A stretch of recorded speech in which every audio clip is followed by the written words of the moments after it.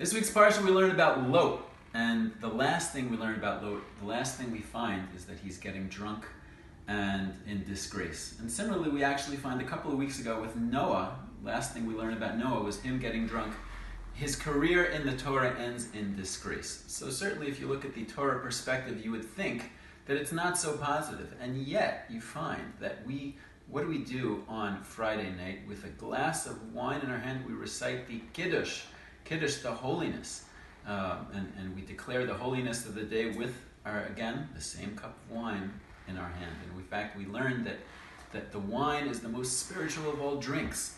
Unlike every other food, every other thing in the physical world, wine gets better with age. So what's the deal? Is wine good or is it bad? The Talmud in Eruvin tells us a very interesting thing.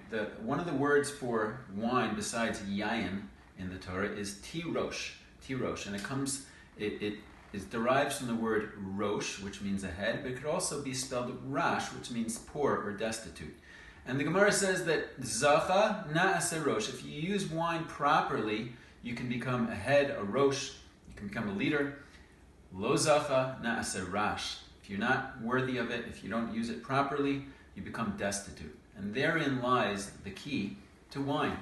Wine, if it's used as an escape, if it's used as a way to just run away from the world and your problems, like it was in the case of Noah, in the case of Lot, then it's na'aseh rash. You become a destitute, a poor person. If it's used properly, though, if it's used in a spiritual way, if it's used to only enhance what you feel and to relate to others not as an ends in its own, then na'aseh rosh. And that is the sod, that is the secret of wine.